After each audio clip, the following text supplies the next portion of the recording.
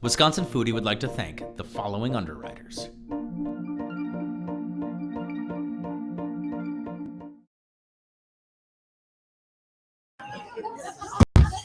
Welcome, everybody. I'm Arthur Ersink. Thanks for tuning in here. I'm at the Driftless Cafe here with Luke Zom. Actually, I'm without Luke Zom for the moment, so it's just me and you tonight. It's kind of a dream come true for me because, Luke usually takes all the spotlight and I'm like in the shadows, but not tonight. Tonight, it's me and you, and I'm front and center. Well, really appreciate you tuning in. This episode tonight, The Art of Cheese. What's better than, an episode about cheese? These are literally our favorite episodes to produce. And this one was a little different because we weren't visiting a cheesemaker. We were highlighting this fantastic event that is put on by Wisconsin Cheese and the Dairy Farmers of Wisconsin. This took place over 3 days. This was honestly just almost a marathon of a shoot for myself. By the time we got to 7 Acres, those last couple scenes at 7 Acres, I was, I just wanted to sleep in my car. I just wanted to disappear because that was a very long weekend and that was a hot day too. But just to be a part of that whole event was fantastic, especially the Taliesin. Every time we have a chance to visit Taliesin and to be a part of that, that space, it's really truly inspirational. Really love Frank Lloyd, huge fan of Frank Lloyd Wright. So to be able to do this event in Taliesin was a lot of fun. And, hopefully you get a chance to go out there and visit. I know I just got an email today from Taliesin saying they're starting to do all their spring classes. So if that's something you're interested, by all means, you should go visit the Taliesin Spring Green website and sign up for some of their classes and get a tour because it is such a fantastic space. And I know they're also offering several events that are food related too. So make sure you check out that website. Tonight, we also have some special guests. We get Chef Patrick O'Halloran from the Deliciouser. He's going to join us, as well as Miranda from the Art of Cheese Festival, who's going to talk about what's going on this year or next year with the Art of Cheese. I think it's a every other year event. But I know they like to do things in the off year. So we're going to talk to Miranda a little bit about what's happening for the Art of Cheese. So I'm going to sit here and I'm going to try to talk a little bit about the behind the scenes of this event while we wait for Luke to get here because, that's what happens. Luke is a busy guy. Luke is Luke. And, he does a lot of different things for his community, which is something I love about him. When he's not here at the restaurant, he works he's on a board for the Kickapoo Valley Reserve. And he's very passionate about that board and that space. And that's something he tries to, he puts a lot of effort into. And I know they're going through a lot of big changes right now, but he's really involved with what they call the KVR, the Kickapoo Valley Reserve. So he's on his way back from that. And he's very sorry that he's not here right now, but he'll be here in a couple minutes. But that's, I can relate. We all have things that we do outside of Wisconsin Foodie. I mean, especially Luke, he runs a restaurant as well. So with this particular episode, The Art of Cheese, it was just a really fun journey to shoot and edit with the multiple different scenes and spaces. Those types of episodes can always be a bit of a puzzle to put together. But this one was truly fantastic. From Luke's dish that he made, the Pleasant Ridge cream puff. And can't wait to bring him in here to talk a little bit about his inspiration for that. But then moving on to the Deliciouser, that food, if you've not been to the Deliciouser, and I can't wait to bring Patrick on because the Deliciouser is just a fantastic spot, and Patrick is doing such a great job with that restaurant, and not only the spices but the dinners that they're doing there. It's a real treat. I always look forward to visiting whenever I'm in town. But then as we move on, at that particular event, it was all about celebrating female master cheesemakers. And, it's funny because Luke and I, behind the scenes, we had this large discussion. We had sort of an in-depth discussion about that particular event, because it was Patrick and Luke doing a dinner for, that was celebrating women cheesemakers, which seemed sort of, I think two white men doing a dinner for female master cheesemakers was an interesting decision. But, in that conversation, at the time I was doing a lot of work with Marika Penterman for her episode and for some other videos that we were working together on. But one thing we talked about is, does she like the idea that she's a female master cheesemaker, which she's only one of a handful, or would she rather just be considered a master cheesemaker? So that was a really great conversation that we had together, and then I shared with Luke, and that kind of spiraled into a much bigger conversation about this dinner. Do we highlight female master cheesemakers, or do we highlight them as master cheesemakers? So that was kind of a big behind the scenes sort of conversation that we had. But I see we have some chats here. Oh, thank you for the love. I've got one chat, and it's we love Arthur. I appreciate you. Thank you so much. You're giving me the courage to sit up here by myself. This is a very vulnerable sort of place to be when you're when you're just staring at the camera and you're all alone. So I appreciate that. But yeah, so the art of cheese. I think one of our favorite parts of the art of cheese this episode, Luke and I we did a live stream way back when on the square, because during that festival, you can find it on YouTube. If you go to our live streams, you can go find the old segment. I'm going to say the audio wasn't great, so it's really sort of hard to watch, but we had so many great guests that come through there. And if you are a hardcore Wisconsin foodie fan that doesn't mind sitting through some technical audio difficulties, that's the segment to watch. But you can go back, you can watch it. It was fantastic. We sat in the sea of people, and we brought so many different sort of cheesemakers onto as guests. As we evolve technically, we look forward to, as the season concludes, Luke and I look forward to keeping these live feeds going and improving the audio, improving everything we can. I mean, that's our goal. I know for those who tuned in last week, the audio wasn't great, and that's kind of my fault. I spent a lot of time just like setting up and frantically like trying to figure everything out. There's really no script to these things, so we basically turn the camera on and start talking. And so essentially, frantically setting everything up, and we were hoping that all the mics worked well. And I know last week the one mic with the two chefs wasn't the best, but you know what? We got through it, and it was fun to have Sean and Tommy on the show.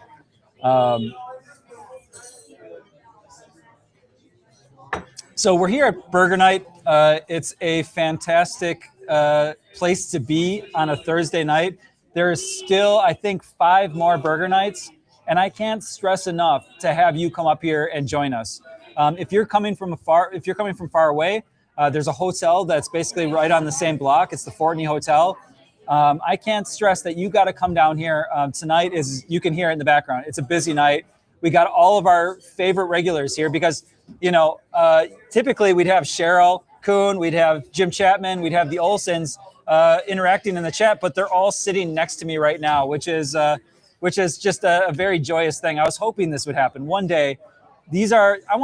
I don't know if super fan is the right word. We got to figure out a different word. Groupies? I don't know. Look at them. Look at, there's Jim. Look at, here's Cheryl. We got Sue. Come on, guys. These are our people here. These are our favorite people. We got Stingy Nettle. Is this gonna sting me? Is this what it is? Okay. Look at, these are the Olsons. I mean, these are our people. This is our family. Okay, we're so grateful. Jim, get in there. Get in the light a little bit. You're hiding in the shadows. Thank you. Don't make me do this alone. Okay. But these are thank you.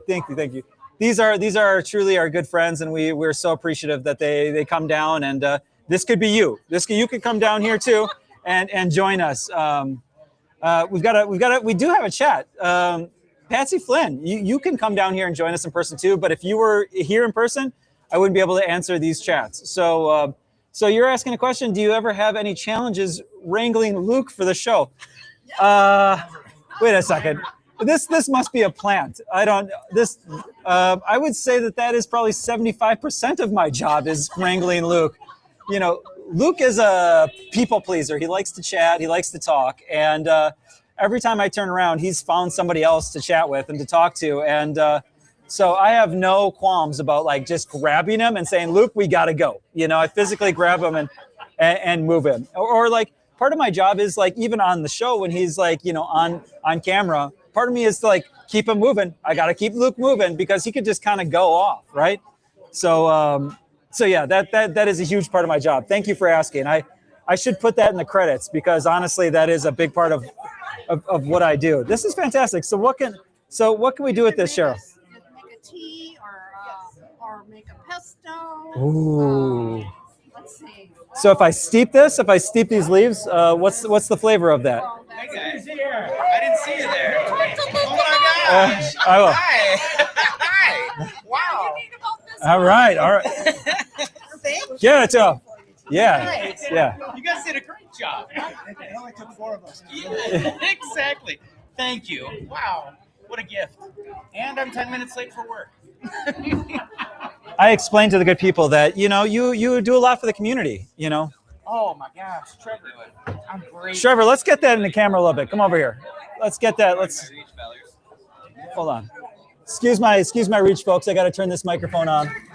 All right, Trevs, come over here. Come in the light here. This is my spot. I'm in the middle now. Okay, tell the fine people what we got on this tray here. You guys were doing a little cheese session, so we're doing some Car Valley from Sid Cook and the folks down in Laval. Now, can you name them? Yeah, we got 3 here. We got this Chevrolet, which may or may not be a pun on the Chevrolet car manufacturer. Yeah. Now that you said it out loud, you're thinking about it. Yeah. I got the apple smoked cheddar over there with the paprika on the outside of it. And then we got my personal favorite Car Valley cheese, the Airco. Yeah. It's a blend, sheep, cow, and goat, lightly smoked. It's super creamy and awesome. One of my favorite cheeses ever. So when you use the word favorite, like what makes it your favorite? I enjoy eating it very much. I don't know. It's not that complicated. That works. Really. That's all. Yeah, that's perfect. All right, love you guys. Awesome. Thank you, Trevor. Wow. Arthur, how we doing? Did you listen on the way out here? Did you turn it on? I was driving so fast that I did not. I didn't do anything but grip the steering wheel because, honestly, I'm usually a pretty slow driver. Oh, I had it backwards. Okay. I'm usually a pretty slow driver.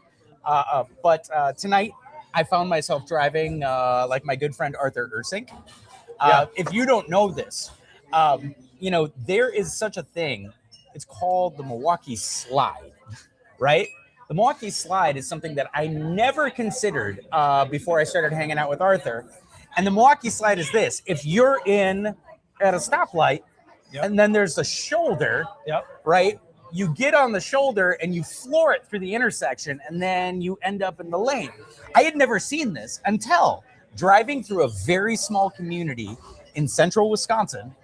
We were late for a meeting and there was a sweet older gal driving very slow, very safely in front of us. And Arthur pulled the Milwaukee Slide in Galesville. And I didn't know what to do.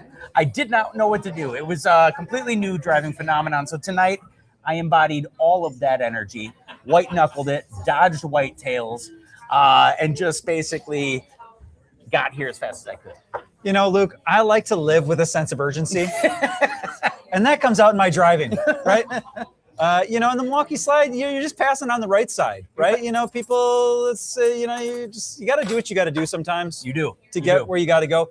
If you ever need somebody to get you to the hospital quick or anywhere quickly, Arthur Ursing's your guy. Look me up. Send me a message. Arthur Ursing's your guy. I will get you where you need to get. I remember, I got a good story for you. Go. I gotta say, come close. So this was at a friend's birthday party down in Milwaukee. We were doing a giant pig roast. There was a chef, Peter Sandroni from La Miranda, Milwaukee. Good chef. He's been on the show. He's a great friend of ours, and he was helping us cook this birthday party dinner where we roasted a pig underground for like 24, 48 hours. And we had the hot coals, we had everything going, and wrapped it with banana leaves, rubbed it down. So we pulled this thing out, right? And we're cutting it. And Peter slices a tendon in his hand. And my immediate thought was, and this is a friend's birthday party, right? This is like, I was there for him, and I said, Peter, get in the car. He got in the car, and we probably drove 100 miles an hour down Lake Drive to get to the hospital.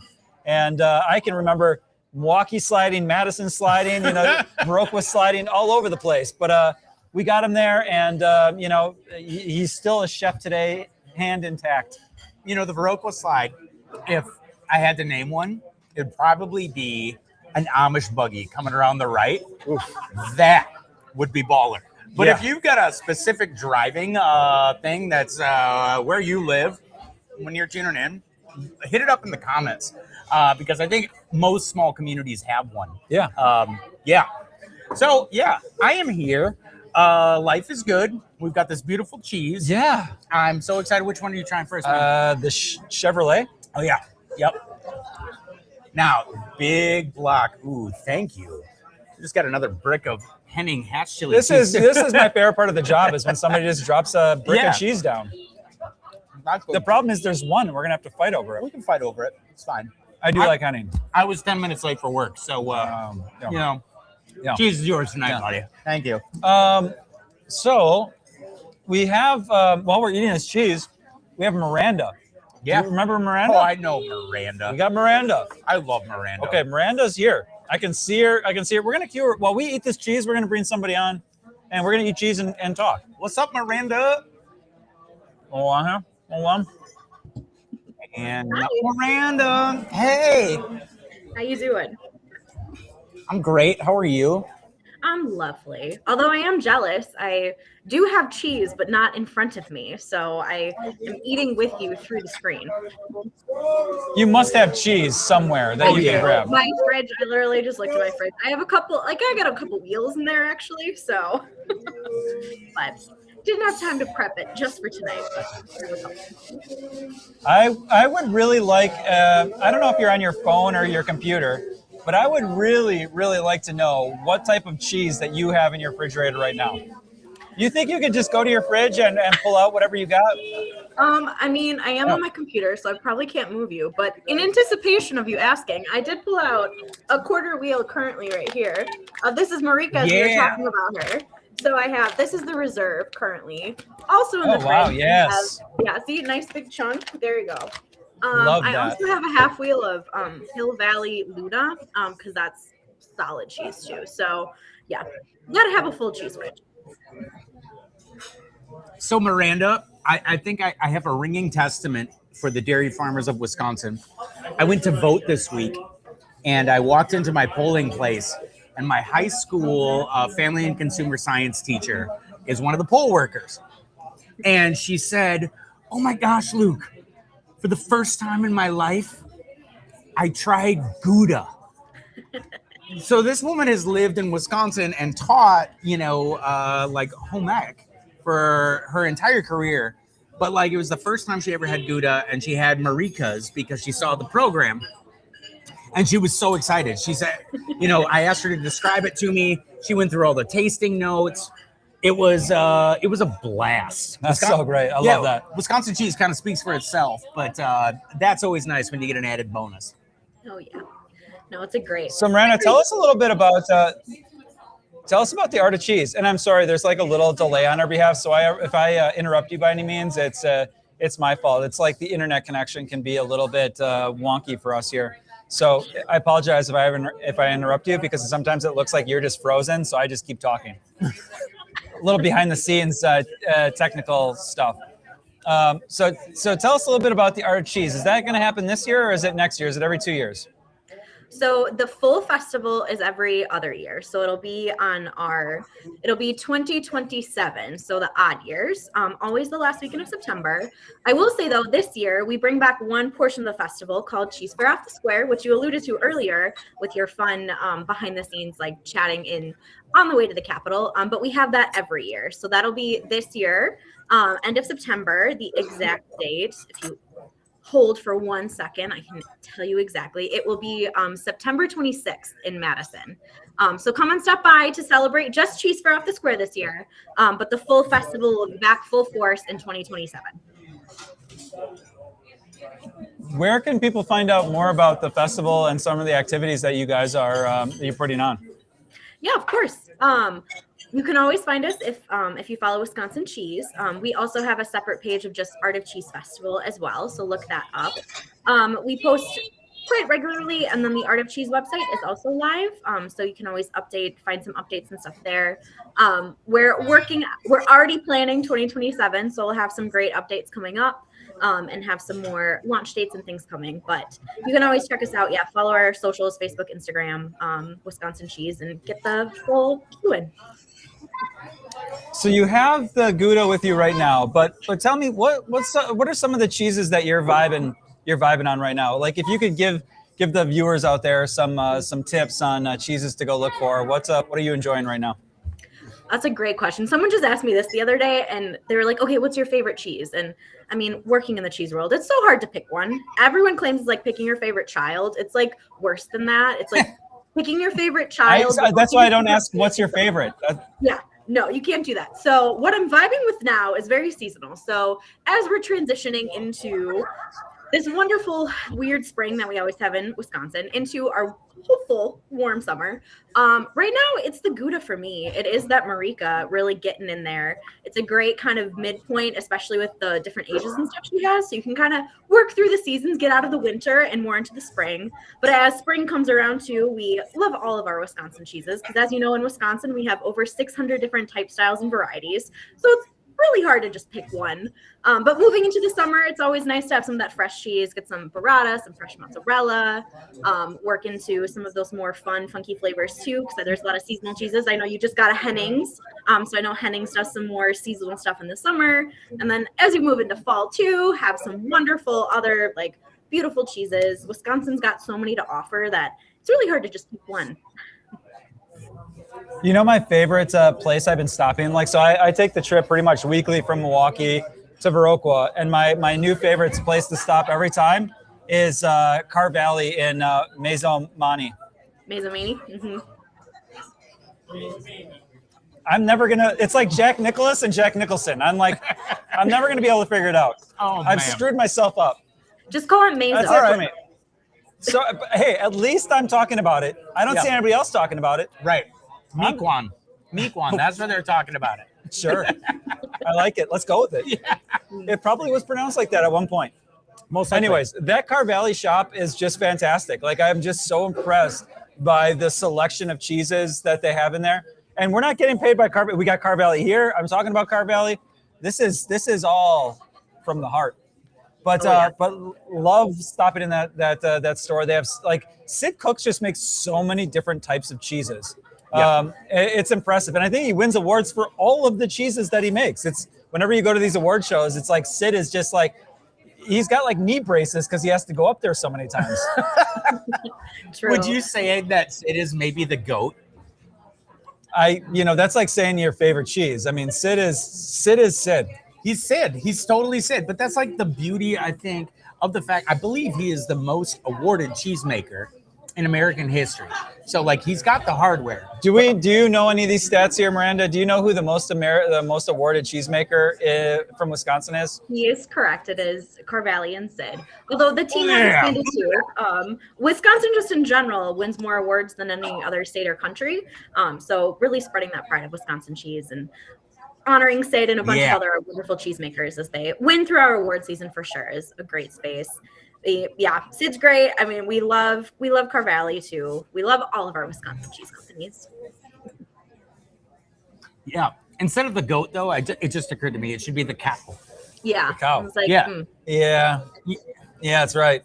Maybe we could think about that a little bit. Maybe there's a different way of talking. Instead of something outstanding talent. I don't know what the C would be. Oh, I like that. We're gonna get on ChatGPT after this and really figure this one out. Data center that home. Miranda, thank you so much for coming on with us. We appreciate you so much. All the work that Dairy Farmers does, all the work that they do for our communities, and of course, keeping farmers farming. In this day and age, it is so important. And if you can find that proudly Wisconsin cheese, in your dairy cases and make a point of buying that, I know so many farmers here would thank you. And of course, the dairy farmers of Wisconsin for the really important work that they do. Yeah, of course. No, appreciate that. Everything we do is for our dairy farmers. They're wonderful and really make the state what it is and really have that culture and make what is America's dairyland. So really appreciate and love doing everything we can to support them.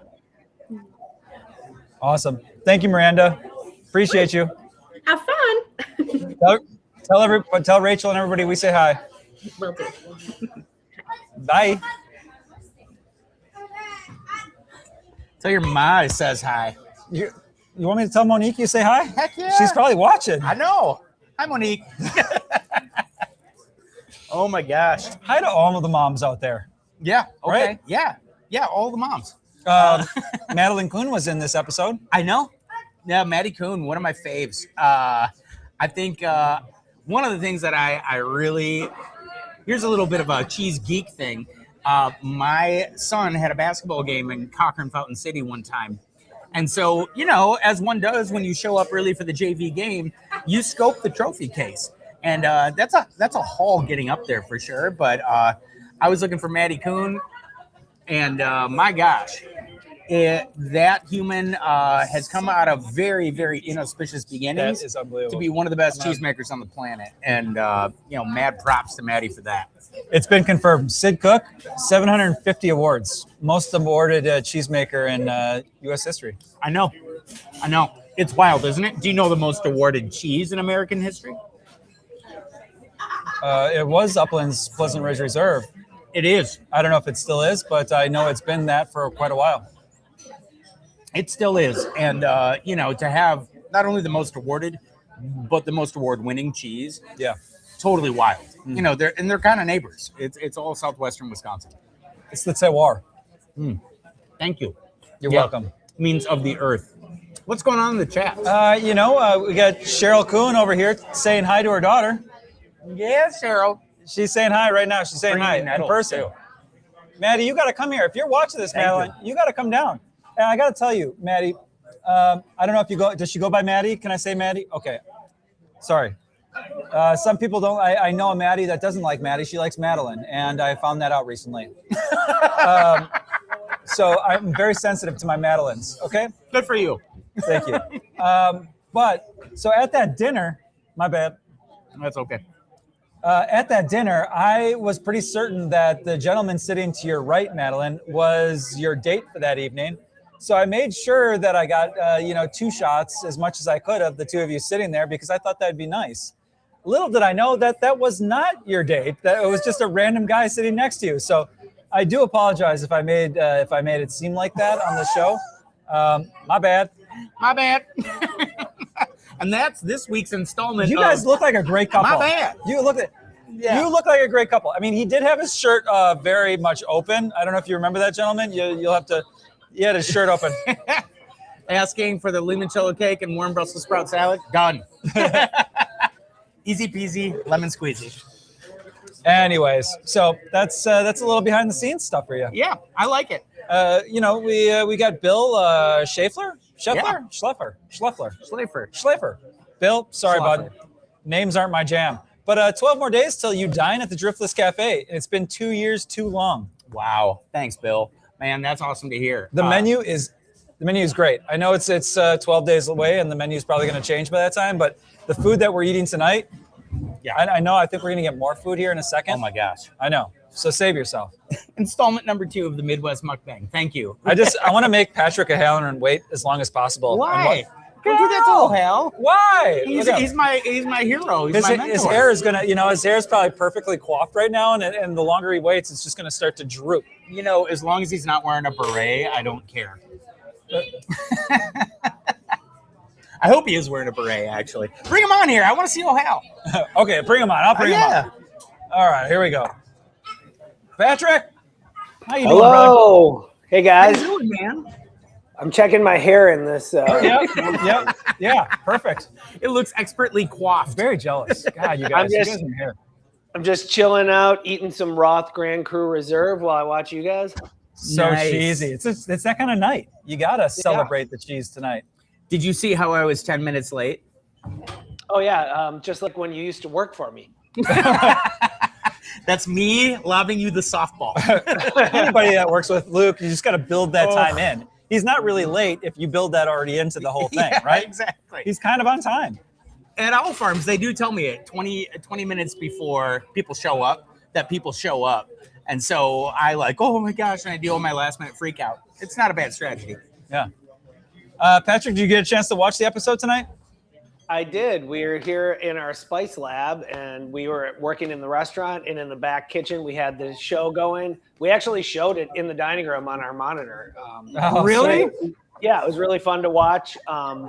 And I specifically love the ending, which someone just commented in the chat about, Luke's headshot. But that was a sweet way to wrap it up. That was really great. That was a funny little clip there. Yeah. You really brought a headshot to a job interview as a chef. I did. I was 23, and I just they were actually my dad's high school bell bottoms that I was wearing. So I got a picture of them. I did the American Liver Society gig out at Maple Bluff Country Club. And so going through that whole thing, they took a headshot of me and Dave Swanson. Oh, wow. Yep, old school Dave. And then we did it, and I thought it was such a lovely picture. I'm just going to attach that to my resume. And you know what? He never forgot it. You're right. It works. It was the only time that's ever happened to me in my life. And it worked. Well, I'm yeah, glad. it worked. Tell us a little bit about what you've been up to lately. What's going on at the Deliciouser? We are just getting ready to open our patio season, working on spring menus. As always, we're frightened by the fact that a month from today is UW graduation and Mother's Day all on the same weekend. We're really busy. We're working on 9 new spice blends that we have in development for this year. So there's a lot of things happening. The restaurant's really starting to go, and we're using that kind of as our jumping off point. So we're really testing our spice blends, on the line, cooking every night, and then trying to make, blends that help home cooks become, better cooks. Hey, Patrick, do you ever travel for spice? Have you ever traveled for inspiration? Do you, have you ever been to the spice markets? What's your experience with that? Yeah, I have done that a little bit. Obviously, we're kind of growing this business from the ground up, and that is in my plan to get to places like Indonesia, the Spice Islands, to India, where so many spices come from. But I have been to spice markets in Tel Aviv and Jerusalem. I've been to spice markets all over Mexico. We actually bring back a lot of chilies from Oaxaca, Mexico, that go into some of our blends. So we kind of bake travel into the cake, because the whole business started because, gathering around the table, we could travel through food. And it was a COVID lockdown when we started, where we couldn't travel. So we started eating our way around the world through spices. And that's how it kind of worked into the way we cook in our philosophy here. Speaking of spices. Let me see. Yeah, I heard you guys were going to talk to Patrick a little bit. So we got. Come over here. Come in your spot, Trevor. Got to get to my spot. Hey, how's it going, bud? Hey. Hi. Yeah, we're featuring that Togarashi spice here on this one. This is some brisket from our friends at St. Brigid's. And then we did a little fried duck egg and some pork fried rice on there. And it's got that Togarashi right over the top, as well as a little chili crisp that we made by toasting some oil and then hitting that with a little bit of brown sugar when it came out. And hope you guys like that one. Dude, that's Thanks awesome. for all the awesome spices, bro. Yeah. I love it. Coming into the kitchen, I have a photo of the last day that we got our Deliciouser spice load here. And all these beautiful spices are lined up like pretty maids in a row, on the table. It's so good. It's wild to bump a Car Valley cheese board. I know. We'll get to it. We'll get back to it.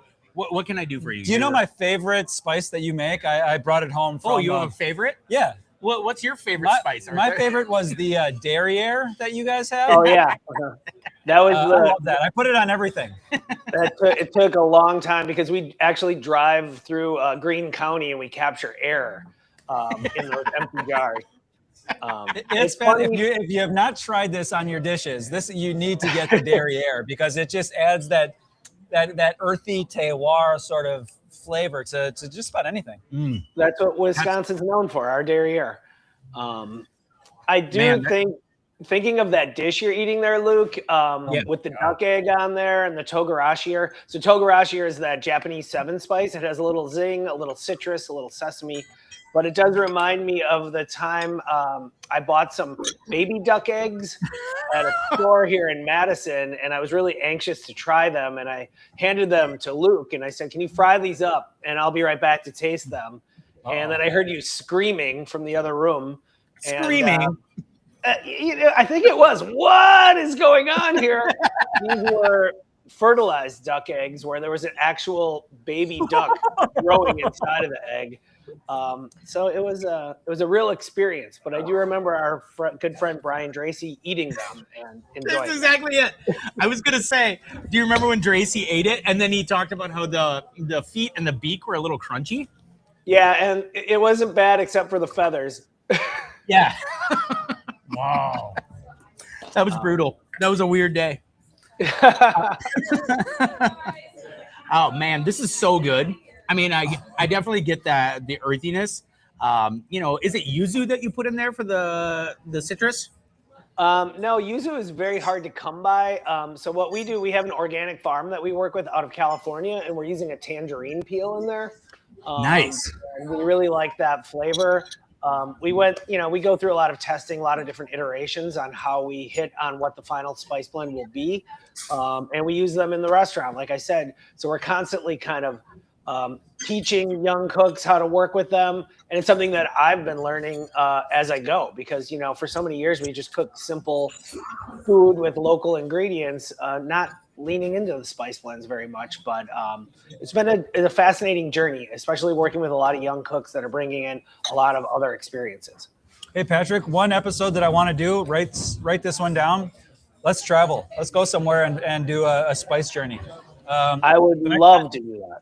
When you do that, we'll do that with you, no matter what. Okay, because that sounds like a perfect opportunity.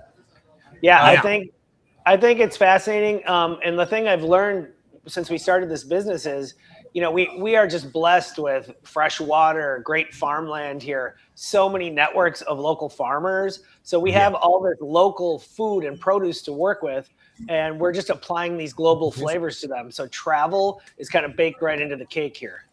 Yeah, no, and I mean, and it tastes like it.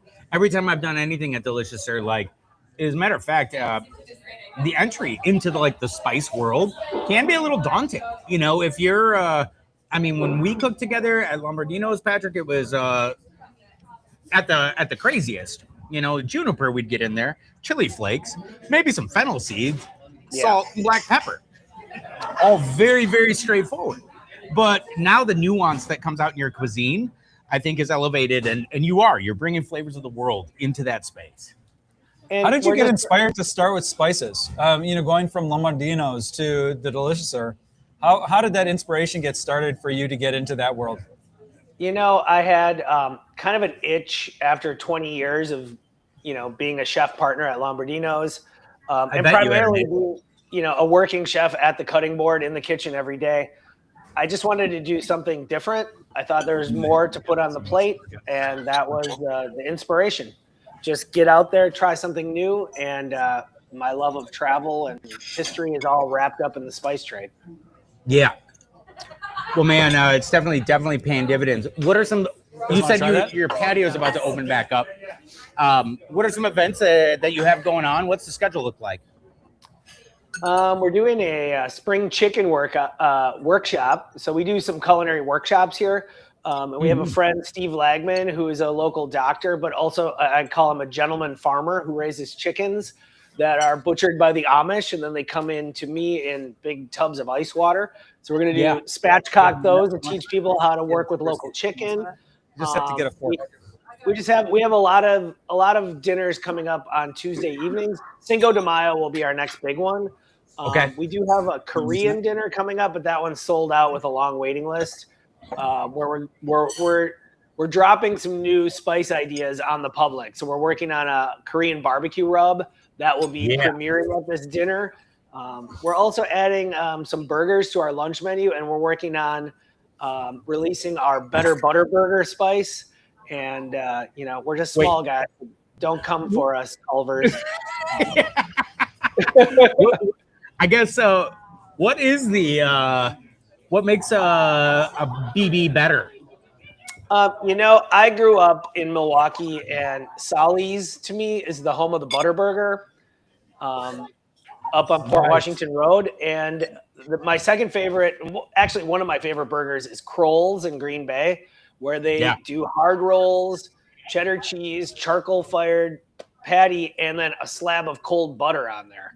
I love it so much that I stood there for over an hour and watched how they executed it, so I could see how that all happened. Patrick, can I tell you a funny story? So I share that love of Kroll's with you, and when I'm not doing foodie or other things, I'm helping my son's hockey team, and throughout the years, I'm known as the guy that like figures out the good food when we're on the road. So we were scheduled to go somewhere. That place was closed. So.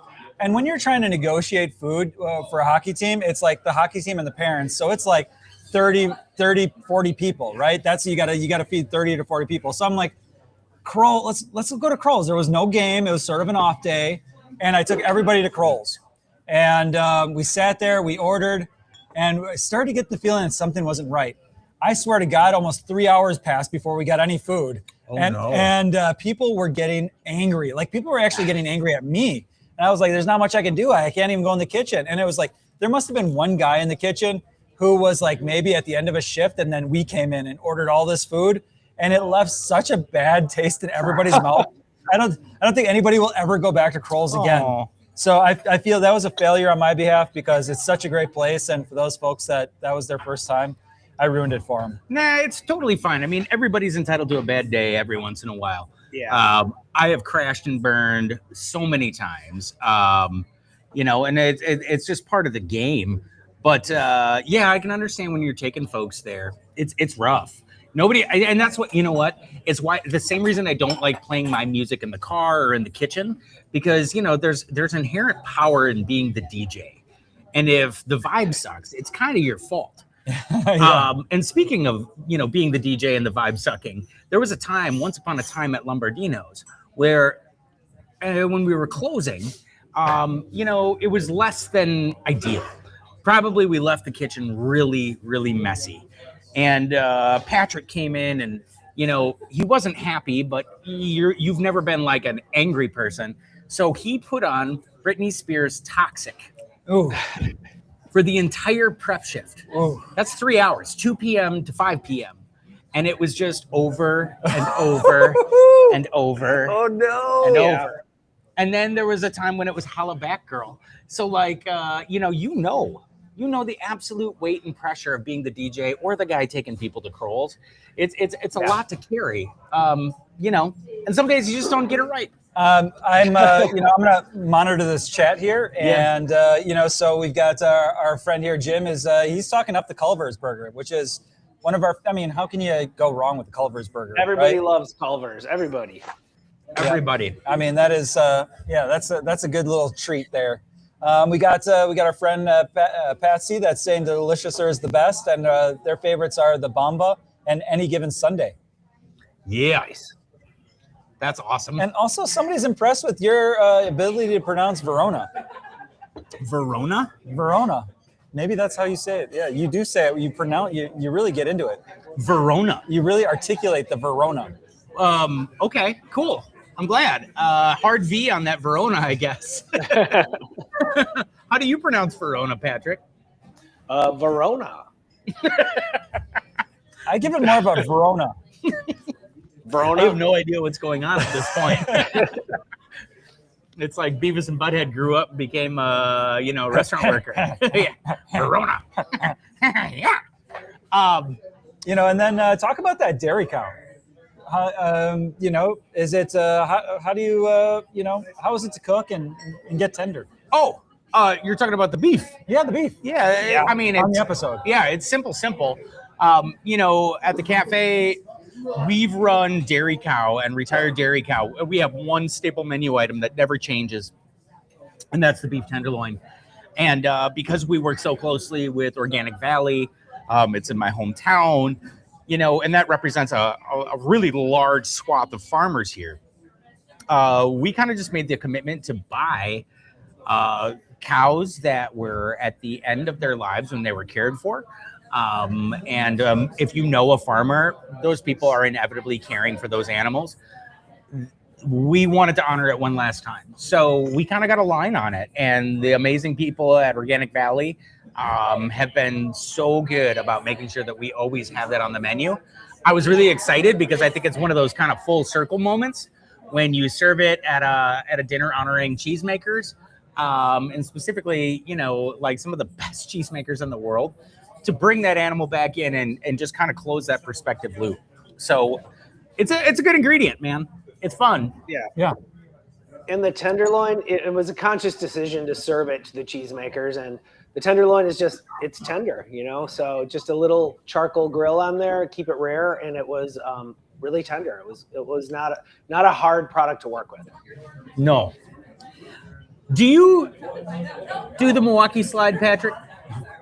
Yes, actually, there's Myra's in the room with me, and I said, I've done that many, many times. That's what I'm talking about. Yeah. You guys are out here, you know, savoring life. And you know what? Actually, I feel like people in Wisconsin do pass on the right, even on the interstate. We do not adhere to, like, when you're in the left lane, there's always someone lollygagging in the left lane. I'm going to say this, and they're usually in an F-150, okay? The guy in the F-150, I see you, and I see you every time I come up here, and you don't want to move over. You think it's fine just to go 75 in the left lane because you got some more obligation, not to totally speed, but you're just doing fine. And you don't want to move over to the guy behind you, you know? Even though the guy next to you is going the same exact speed, you just can't do it. You know, you're too much pride. You're going to get us canceled. No, you're screaming. If you've got an F-150, I know you've done this because I've sat behind all of the F-150s on the freeway, and you all do it. Yeah. Especially the white F-150s. Yes. And that's why people tune in for this live stream, honestly. I've been wanting to say that. I'm done. And Arthur's out. I'm back. Yeah, that's a lot. I'm sorry that F-150 isn't, you know. Hopefully he's watching tonight. Or her. It's never a her. It's always the same guy. Well, women drive better than that. Yeah. Okay. With that all being said, Patrick, it's always an awesome moment to be able to spend even just a couple seconds with you. I appreciate you so much. I think of you every single day. I'm so excited that even in this chapter of our lives, we still find a way to connect. And of course, it's over food, man. You're one of my heroes, and I think you're an amazing human being. And I am damn glad to be your neighbor. So thank you. You know, we feel the same way about you. It's been great getting to know Arthur over the years. And, you know, it's a hard business. People don't understand what goes into running a restaurant, much less hosting a TV show like you do. So you've come so far from any chef that's ever worked with me. And, you know, we couldn't be more proud of you than we are. Oh, God. I feel the same about you, my brother. I love you. The story's just beginning though, Patrick. Can't wait to get it on an airplane with you and travel those spice markets abroad, because I see that as a really cool opportunity, and I'm going to hold you to that. You know, I would love that, and why don't you contact me, Arthur, because it's really hard to pin down Luke Zahm. Yeah, no, I seriously, why would you? Wow. Yeah, I like that. I like that. It's me, and then Ruthie, and then Silas, and then Luke. Maybe. Yeah, probably. Well, we might be sending Lucy up from the Deliciouser to the Driftless a little bit this summer. So we're cool. excited to keep that family connection and, you know, keep our bond strong and keep it growing. And you know what? Yeah, she is always welcome any place I am. You know, obviously, she's your kid, and she's also a rock star of a human being. So, like, oh man, it's a win-win. I love getting to know her that night, the night of the dinner. She's a fantastic human. What a special person, and if I remember right, she's also an artist, and she was working. She was doing going to an art show, working in an art show. All of that. Yes, all of that. You know, I couldn't be more proud, and it's just great to actually get to work with her, you know, as she's becoming a young woman in her early 20s. And you know, who knew? You know, I would Yeah. have this blended family that's all mixed up and wild and wacky, and it's all coming together, and it's beautiful. Well, given that it's coming from a guy named O'Halloran who made his bones cooking Italian food, Yeah. you know, blended it all up, that's been your MO this entire time. So it's no surprise that she's an amazing human being. And please give her my love. Give my love to Michelle and Marsha, and then everybody at the Deliciouser. And I can't wait to see you guys soon. Yeah. Love you guys. Thank you. Later, Patrick. Thank you Thank so you. much, brother. Bye-bye. I bet you that Spice Lab smells pretty good. Yeah, I just want to poke around in there, right? Poke? Yeah, I'm just going. So create a Wisconsin foodie spice blend. Oh yeah, what would that taste like? You get a little, maybe get a little beard hair, like one little beard hair in every blend, just for funsies. I don't want to make anybody sick, dude. Like You think people get sick off your beard hair? maybe. You'd have to wash real good first. Okay, well, you know. I don't know. Let's think about it. Maybe we got to talk to an expert about what our spice blend would be. Yeah. You know, little sweetness, obviously, because It'd have to be all foraged Wisconsin stuff, like, you know, like a lot of wild foragey. yeah, You know, maybe like I'm thinking ramps, morels, trout skin, some ham, some ham. ground up Johnsonville. Just get it in there. A couple fennel seeds. Call it good, man. Yeah, why stop there? Little Wonder State, you know, coffee in there. Oh, we could go all day on this. Yes, stuff. sir. Yeah. I'm glad you made it tonight. Oh, me too.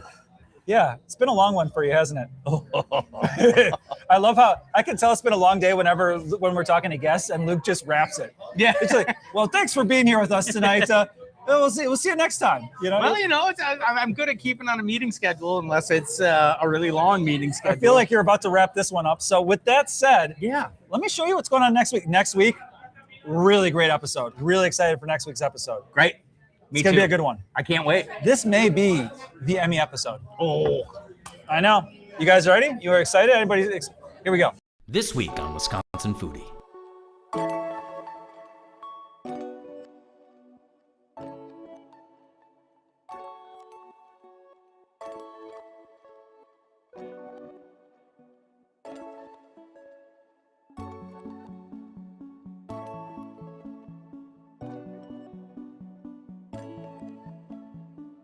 Congratulations to Seed Savers.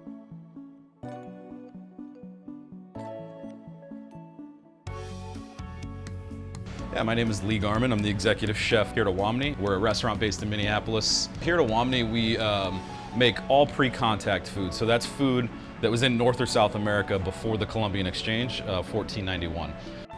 who knew that learning could taste so good? This food is powerful, man. It is so powerful.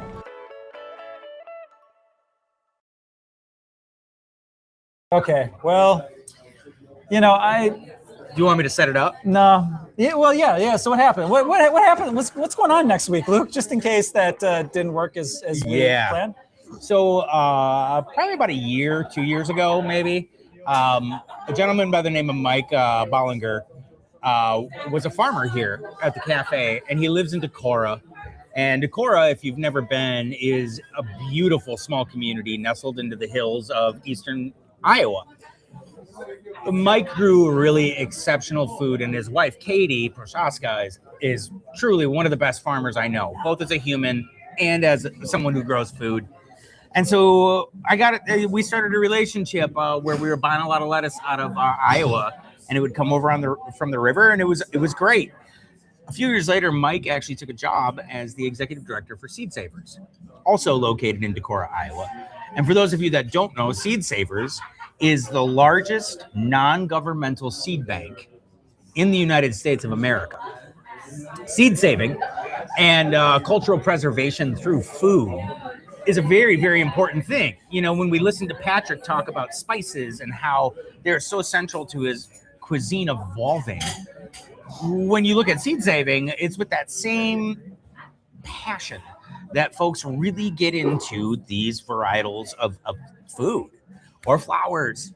And so we were asked to do their 50th anniversary, where we went and we cooked for 3 days this last August to celebrate Seed Savers. It was, you know, I say this a lot, but it was the opportunity of a lifetime.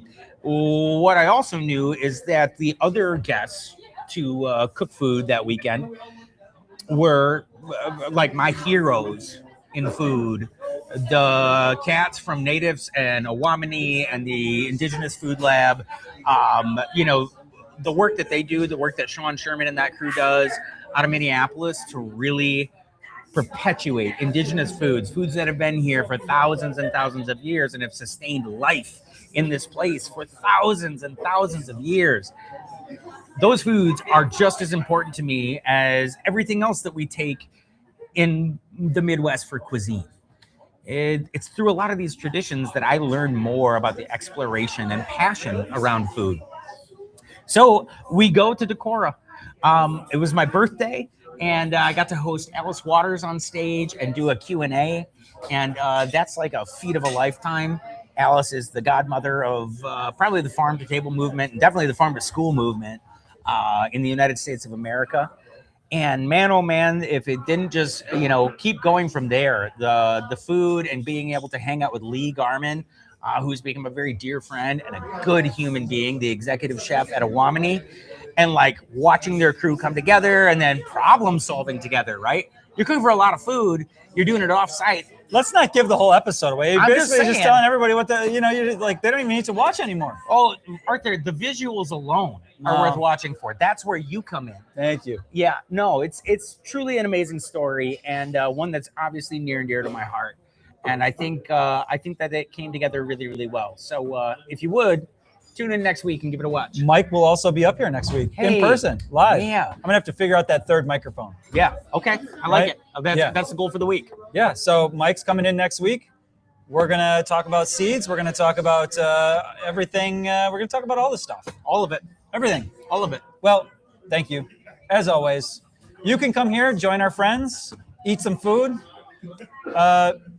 Luke has 8x10s ready to go with his signature. So you just let us know, and he'll be here signing. Maybe we release it in the poster like the Marco Pure White. You remember that with his face and the cigarette? Maybe it's just Luke Zom and me and my dad's bell bottoms when I was 23. Oh, by the way, we start this the live feed next week at 7:50. Okay, 7:50 is when the live feed starts next week. I got to make sure that's in my calendar. Right? Okay, good.